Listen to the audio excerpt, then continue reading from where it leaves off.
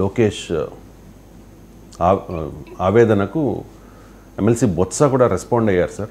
ఆనాటి చర్యల్ని సమర్థించలేదు అని చెప్పి. బహుశా బొత్స అయితే అప్పుడు అసెంబ్లీలో కామ్గా ఉండవచ్చు, కానీ వైసీపీ ఎమ్మెల్యేలంతా కూడా చాలామంది చాలా ఇదిగా మాట్లాడారు. వల్లభనేని వంశీ అనుకుంటా ఈ కామెంట్ చేసింది గతంలో. అంటే అలా మాట్లాడడాన్ని ఎప్పుడూ కూడా తప్పు అని చెప్పి వైసీపీ నాయకులు కానీ జగన్ కానీ మాట్లాడలేదు సార్. కానీ బొత్స ఇప్పుడు అంటూ ఉన్నారు ఆనాటి చర్యల్ని మేము సమర్థించలేదు అని చెప్పి. ఇప్పుడు ఆయన ఎమ్మెల్సీ బొత్స కాదు, శాసన మండలిలో ప్రతిపక్ష నాయకుడు. శాసన మండలి ఎమ్మెల్సీ మనసుగా మనం తీసుకుంటే ఆయన సమర్థించిందా లేదా అనే అంశం వస్తుంది.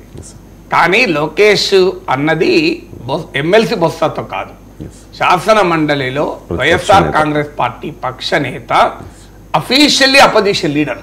జగన్మోహన్ రెడ్డికి అఫీషియల్గా అపోజిషన్ లీడర్ స్టేటస్ లేదు అసెంబ్లీలో, కానీ బొత్స సత్యనారాయణకు అధికారికంగా ప్రతిపక్ష నేత హోదా ఉంది. సో అందువల్ల అది తెలుగుదేశం పార్టీకి చెందినటువంటి మంత్రి లోకేష్కు వైఎస్ఆర్ కాంగ్రెస్ పార్టీకి చెందిన సభాపక్ష నేతకు మధ్య వాదన. సో అందువల్ల ఇష్యూ బొత్స సమర్థించాడా సమర్థించలేదా అన్నది లోకేష్ ప్రస్తావిస్తున్నాను అనుకోను. లోకేష్ ప్రస్తావిస్తున్నది జగన్మోహన్ రెడ్డి గురించి. జగన్మోహన్ రెడ్డి ప్రతినిధిగా బొత్స ఉన్నాడు కనుక బొత్సను అడుగుతున్నాడు తప్ప బొత్స సత్యనారాయణ సమర్థించకపోవడం ఇష్యూ కానే కాదు కదా. ఆ రోజు ఆయన ఉన్నాడా లేడా, ఆయన సమర్థించిందా లేదా, ఆయన కామ్గా ఉన్నాడా అనేది అసలు ఇష్యూనే కాదు, కాంటెక్స్టే కాదు. జగన్మోహన్ రెడ్డి సమర్థించలేదా, బహుశా బొత్స కూడా అన్నది తాను సమర్థించలేదని కాదు ఆయన అన్నది, తన పార్టీ సమర్థించలేదని ఆయన చెప్పి తమ నాయకుడు సమర్థించలేదని బొత్స అంటున్నాడు. అది వ్యక్తిగతం కాదు. అక్కడ బొత్స ఇచ్చిన రిప్లై కూడా on behalf of his party and his leader. So వ్యక్తిగతంగా ఎందుకు ఇస్తాడు ఆయన తెలియదా. సో అందువల్ల బొత్స సత్యనారాయణ వైఎస్ఆర్ కాంగ్రెస్ పక్ష నేతగా తాను తమ నాయకుడు తమ పార్టీ ఆనాటి ఘటనల్ని సమర్థించలేదు అన్నాడు. ఓకే, నిజంగానే సమర్థించలేదు. ఈ మాట జగన్మోహన్ రెడ్డితో అనిపించండి.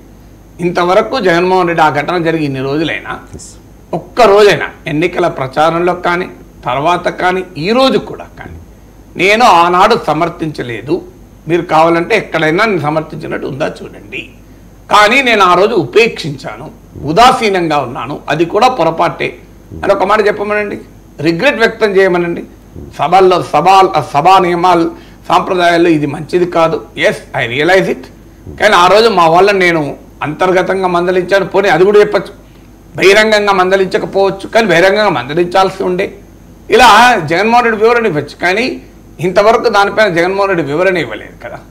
సో అందువల్ల తమ సభ్యులు మాట్లాడినా అది జగన్మోహన్ రెడ్డి మాట్లాడిండు అని ఇప్పుడు ఆరోపణ కాదు. జగన్మోహన్ రెడ్డి అన్నాడు అని ఎవరు ఆరోపించలేదు కదా. కానీ సభానాయకుడిగా తన బాధ్యత, తాను అక్కడ ఉన్నాడో లేడో నాకు గుర్తులేదు ఆ సమయంలో. ఉన్నారు సార్, సభలోనే ఉన్నాడు, చిరునవ్వుతో ఉన్నాడు. కొడాలి నాని ఆయనను చూస్తూనే మాట్లాడారని కూడా మనకు మీడియాలో వచ్చింది.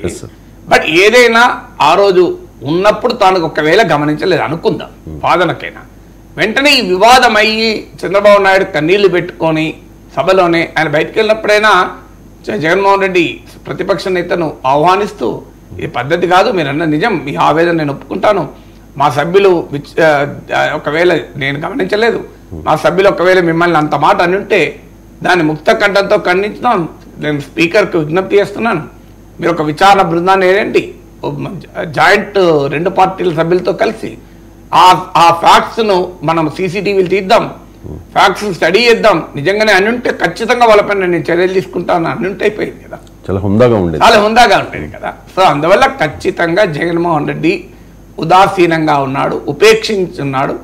ఆ రోజు ఘటనల్ని గనక చూస్తే జగన్మోహన్ రెడ్డికి ఆ కళ్ళల్లో ఆనందం కొరకే చేశారు అనేది క్లియర్ గా అర్థమవుతుంది. జగన్మోహన్ రెడ్డి ఆనందించాడు, ఎంజాయ్డ్ ఇట్ కదా. ఖండించకపోవడం అంటే ప్రోత్సహించడమే కదా, ఖండించకపోవడం చర్యలు తీసుకోకపోవడం ప్రోత్సహించడమే కదా. సో వాళ్ళపైన అందుకే లోకేష్ నిన్న మాట్లాడింది, మరి వాళ్ళు టికెట్లు ఇచ్చారు కదా సమర్థించడం కాదా అన్నాడు. ఇంకా టికెట్ల గురించి మాట్లాడాడు. నేనైతే టికెట్లు కూడా మాట్లాడాను. టికెట్లు చాలా మంది ఇస్తారు, ఏముంది రాజకీయాల్లో. ఇప్పుడు వాళ్ళ నేను మనిషి మళ్ళీ టీడీపీలో వచ్చినా మళ్ళీ టికెట్లు ఇస్తారు. రాజకీయ పార్టీలు ఏమున్నది, ఇప్పుడు చంద్రబాబు నాయుడు నరేంద్ర మోడీని భార్యకే న్యాయం చేయలేని వాడు దేశానికే న్యాయం చేస్తారా లేదా, మళ్ళీ కలవలేదు రెండు పార్టీలు. సో చంద్రబాబు నాయుడు మోడీ మీ మామకు వెంట పోటు పోవడంలో మీరు సీనియరు, మీరు పోలవరం ఏటీఎంగా మార్చారు అన్నాడు, ఇప్పుడు మళ్ళీ కలవలేదా? రాజకీయాల్లో వ్యక్తిగత అవమానాలు చేసిన వాళ్ళు కూడా కలుస్తుంటారు.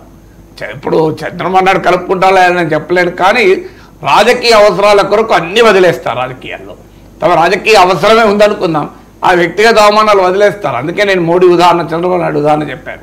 ఇద్దరు ఒకరికొకరు వ్యక్తిగతంగా మాట్లాడుకున్నా కూడా మళ్ళీ కలవలేదా? సో రాళ్ళు విసురుకున్నారు, కలవలేదా? నల్ల జెండాలు చెప్పుకున్నా కలవలేదా? అందువల్ల అది ఇష్యూ కాదు, టికెట్లు ఇవ్వడం ఇష్యూనే కాదు. టికెట్లు ఇస్తుంటారు, అది సమస్య కాదు. తెలుగుదేశమే టికెట్ ఇచ్చినా ఆశ్చర్యపడాల్సింది లేదు.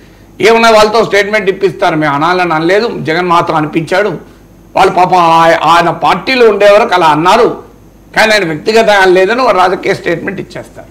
కానీ అన్నిటికన్నా దానికన్నా ముఖ్యం ఏంటి అంటే ఆయన జగన్మోహన్ రెడ్డి వాళ్ళ పైన ఎలాంటి చర్య తీసుకోలేదు, ఇప్పటి వరకు దానిపైన వ్యాఖ్యానం కానీ వివరణ కానీ చేయలేదు, ఆ ఘటనల్ని ఖండించలేదు, ఆ ఘటనల పట్ల విచారాన్ని వ్యక్తం చేయలేదు. అందువల్ల ఖచ్చితంగా జగన్మోహన్ రెడ్డి సమర్థించినట్లే. సమర్థించలేదు అని ఇప్పుడు బొత్స వివరణ ఇవ్వకపోవడం ద్వారా వైఎస్ఆర్ కాంగ్రెస్లో ఒక రకమైన ఆలోచన, అయ్యో ఎందుకు ఆ పని చేసినాం, అది మనం మెడలు చుట్టుకుంటోంది కదా అని. చరిత్రలో జరిగిన తప్పిదాలు మెడలు చుట్టుకుంటాయి, ఎందుకు చుట్టుకోవు? సో చరిత్రలో తప్పిదాలు చేయకుండానే జాగ్రత్త పడాలి. నీ చరిత్రలో జరిగి తప్పిదాలు చేస్తే అవి జీవితం అంతా వెంటాడుతూనే ఉంటాయి కదా, అది వ్యక్తి చరిత్ర అయినా పార్టీ చరిత్ర అయినా. ఇప్పుడు అంటూ ఉన్నారు సార్ కూటమి నేతలు, కర్మ ఫలితము, చేసిన కర్మను ఎవరు ఇది చేయలేరు అని చెప్పి. రాజశేఖర రెడ్డి ఉదాహరణ కూడా ఉంది మీకు. నా గుర్తున్నంత వరకు చంద్రబాబు నాయుడు విషయంలో రాజశేఖర రెడ్డి ఒక అభ్యంతరకరమైన కామెంట్ వచ్చింది, నీ తల్లికి ఎందుకు పుట్టావా యాక్చువల్గా. సో దాని తర్వాత దాని పైన విత్డ్రా చేసుకున్నట్టు గుర్తు నాకు. నాకు ఆయన విచారం వ్యక్తం చేసి విత్డ్రా చేసుకున్నాడు, సభలోనే చేసుకున్నాడు. అందువల్ల సో రాజశేఖర రెడ్డి ఆ హుందాతనం ప్రదర్శించాడు కదా, ఇప్పుడు దాన్ని ఎవరు గుర్తు చేస్తలేరు కదా. ఇప్పుడు మనిషి భావోద్వేగాలకు గురయ్యో ఒక్కొక్క సందర్భంలో ఒక రకంగా ప్రవర్తించవచ్చు. ఎవరైనా మానవుల్లో గనక సో రసరక్త మాంసాలతో కూడిన శరీరాలు కలిగిన వాళ్ళం గనక మనమేమి అతీతము, మానవ సహజమైన భావోద్వేగాలకు అతీతము అని అనుకోవాల్సిన అవసరం లేదు. ఖచ్చితంగా ఎవరమైనా ఏదో సందర్భంలో పొరపాటున ఒక మాట అనే అవకాశం ఉంటుంది, పొరపాటో గ్రహపాటో ఏ పాట అయినా కానీ అట్లీస్ట్ తర్వాతైనా మనం రియలైజ్ కావాలి, ఇది నేను చేసింది పొరపాటు, ఆ మాట అన్ని ఉండాల్సింది కాదు. ఇప్పుడు రాజశేఖర రెడ్డి ఆ మాట ఏదో అన్నాడు, దాని అర్థం ఏంటి అనే విశ్లేషణలు అన్నీ వచ్చాయి, కానీ తర్వాత క్లోజ్ ఇట్ కదా. సో ఆ విచారణ వ్యక్తం చేశాడు, దట్ చాప్టర్ హస్ ఎండెడ్. ఈ పని రాజశేఖర రెడ్డి లాగా జగన్ చేసి ఉంటే ఆయన గౌరవం పెరిగేది, ఈ కాంట్రవర్సీ కూడా ఎండెడ్. ఒక రకంగా మీరు లోకేష్ బయట చూస్తే అసలు జగన్మోహన్ రెడ్డి ఓడించడానికి లోకేష్ తన సర్వశక్తులు ఒడ్డటానికి ఒక కారణం ఇది. అంత కసి, ఇప్పుడు మనిషిని వ్యక్తిగతంగా అవమానిస్తే కసి ఉంటుందా ఉండదా? చాలామందికి అర్థం కాదు, వ్యక్తిగతంగా అవమానిస్తే అందరూ పిరికి వాళ్ళగా చేతులు ముడుచుకొని కూర్చోరు. వ్యక్తిగతంగా అవమానిస్తే అంతకన్నా 1000 రెట్లు కసితో పనిచేస్తారు. నేను చాలాసార్లు నా అనుభవం చెప్పాను, నన్ను ట్రోల్స్ పిచ్చి పిచ్చిగా మాట్లాడితే నేను ఎక్కడ చేతులు ముడుచుకొని భయపడను, ఇంకా 1000 రెట్లు కసితో మాట్లాడతాను. సో ఎవరైనా అంతే, హ్యూమన్ బీయింగ్స్ కొంతమంది మాత్రమే భయపడతారు, చేతులు ముడుచుకొని కూర్చుంటారు, అయ్యో ఇంకెక్కువ అంటారేమో అని. ఇప్పుడు మీకు లోకేష్లో కూడా కసి కనబడుతోంది, లోకేష్లో ఏంది చంద్రబాబు నాయుడులో కసి కనబడింది, తెలుగుదేశం పార్టీ కార్యకర్తలో కస్తుంది.